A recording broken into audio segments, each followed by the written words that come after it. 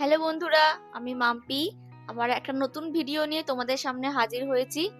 কথাতেই আছে মাছে ভাতে বাঙালি, তাই আজ একটা মাছের রেসিপি নিয়ে তোমাদের সামনে হাজির হয়েছি। আজ করে দেখাবো ভোলা মাছের ঝাল। অতি সহজে কিভাবে ভোলা মাছের ঝাল রান্না করা যায় তা তোমাদের সামনে আজ করে দেখাবো। আজকে রান্নার জন্য যে উপকরণগুলো লাগছে চলো সেগুলো আগে তোমাদের দেখিয়ে দিই। এখানে আছে 6 পিস ভোলা মাছ, যেগুলোকে আমি পরিষ্কার করে ধুয়ে রেখেছি। এখানে দুটো মাঝারি সাইজের পেঁয়াজকে লম্বা লম্বা করে পাতলা পাতলা করে কেটে রেখেছি। এখানে আছে একটা বড় সাইজের টমেটোকে কেটে রাখা।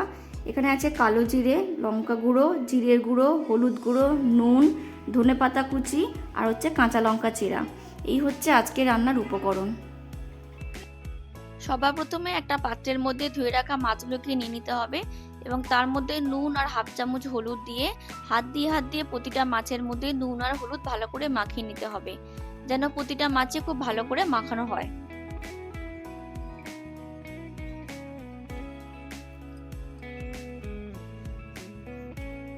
মাছে নুন হলুদ মাখানো হয়ে গেলে এবারে আমরা কড়া বসিয়ে কড়াটাকে ভালো করে গরম করে নেব। আর কড়াটা ভালো করে গরম করে নিয়ে এখানে আমরা সর্ষের তেল দিয়ে দেবো। সর্ষের তেলটা ভালো করে গরম হয়ে গেলে এইভাবে ভালো করে তেলটা স্প্রেড করে নিয়ে আমরা এখানে এবার এক এক করে মাছগুলোকে ভালো করে ভেজে নেব। এখানে কখনোই একসঙ্গে সব মাছ ভাজতে যাবে না, তাহলে কিন্তু মাছগুলো ভেঙে যেতে পারে। আর তেলটা অবশ্যই ভালো করে গরম করে নিতে হবে। মাছের একটা পিঠ ভাজা হয়ে গেলে খুন্তি দিয়ে খুব সাবধানে অপর পিঠটা উল্টে নিয়ে অপর পিঠটাকেও ভালো করে ভেজে নিতে হবে। এইভাবে এপিট ওপিট করে পুরো মাছটাকে ভেজে নিতে হবে। তারপর ভাজা হয়ে গেলে আমরা তেল থেকে মাছ দুটোকে তুলে রাখবো। ঠিক একই রকম ভাবে বাকি মাছগুলোকেও ভেজে নিতে হবে। তোমরা তোমাদের মাছের পরিমাণ অনুযায়ী 2বারে বা 3বারে মাছগুলোকে ভেজে নিতে পারো। সব মাছ ভাজাগুলো হয়ে গেলে ওই মাছ ভাজা তেলের মধ্যেই হাফ চামচ কালো জিরে দিয়ে দেবো আর দিয়ে দেবো চিড়ে রাখা কাঁচা লঙ্কা দিয়ে একটু নাড়িয়ে আমার এখানে কাটা পেঁয়াজগুলোকে দিয়ে দেবো। তারপর পেঁয়াজগুলো কিছুক্ষণ ধরে একটু নাড়িয়ে চাড়িয়ে হালকা করে ভেজে নেব। কিছুক্ষণ রান্না করার পর যখন পেঁয়াজগুলো হালকা হালকা ভাজা হয়ে যাবে তখন এখানে আমরা কেটে রাখা টমেটোগুলো দিয়ে দেবো আর দিয়ে দেবো স্বাদ মতো নুন। তারপর আমরা আবার কিছুক্ষণ ধরে নাড়তে থাকবো ততক্ষণ না টমেটোটা একটু নরম হচ্ছে। কিছুক্ষণ রান্না করার পরে যখন টমেটোটা নরম হয়ে আসবে তখন এখানে আমরা বাকি মশলাগুলো এক এক করে দিয়ে দেবো হাফ চামচ হলুদ, হাফ চামচ জিরের গুঁড়ো আর ঝালের পরিমাণ অনুযায়ী লঙ্কা গুঁড়ো। তারপর সমস্ত মশলাগুলো দিয়ে আমরা ভালো করে নেড়ে চেড়ে একটু কষিয়ে নেব।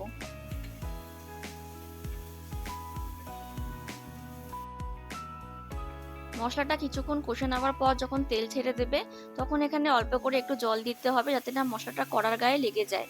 তারপর আবার জলের সাথে মশলাটা ভালো করে একটু নেড়ে চেড়ে নিয়ে কিছুক্ষণ আবার কষিয়ে নিতে হবে। সমস্ত মশলাটা ভালো করে কষে যাওয়ার পর এখানে জল অ্যাড করতে হবে। তোমরা তোমাদের গ্রেভি অনুযায়ী জল দিও, যেহেতু এটা মাছের ঝোল হচ্ছে না, মাছের ঝাল হচ্ছে, তাই এখানে জলটা আমি কম করেই দেব। এবং এইভাবে জলটা দিয়ে সমস্ত মশলার সঙ্গে ভালো করে জলটা মিশিয়ে নিয়ে 5 মিনিটের জন্য এখানে ঢাকা দিয়ে ঝোলটাকে ভালো করে ফুটতে দেব। ফিরে এলাম 5 মিনিট পর। দেখো এখানে জলের পরিমাণটা অনেকটাই কমে গেছে আর বেশ সুন্দর একটা গন্ধ বেরিয়েছে। এই অবস্থায় তোমরা এখানে নুনটা চেক করে নিও, যদি নুনের পরিমাণ কম বলে মনে হয় তাহলে এখানে অ্যাড করে দিও। এরপর এখানে বিশেষ কিছু আর করার নেই, শুধু এখানে ভেজে রাখা মাছগুলোকে এখানে সাবধানে এক এক করে দিয়ে দিতে হবে ঝোলের মধ্যে। তারপর ওপর থেকে ধনেপাতা কুচি ছড়িয়ে দিয়ে ধনেপাতাগুলোকে খুন্তি দিয়ে একটু এদিক ওদিক করে দিয়ে আবার 2 মিনিটের জন্য ঢাকা দিয়ে একটু ফুটিয়ে নিলেই আজকে ভোলা মাছের ঝাল একেবারে রেডি।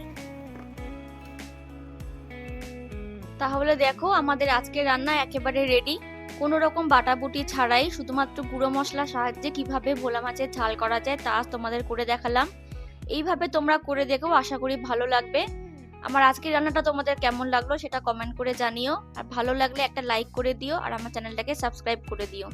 দেখা হবে পরের কোনো একটা রান্নার ভিডিওতে। ততক্ষণের জন্য ভালো থেকো, সুস্থ থেকো আর অবশ্যই সাবধানে থেকো। টাটা।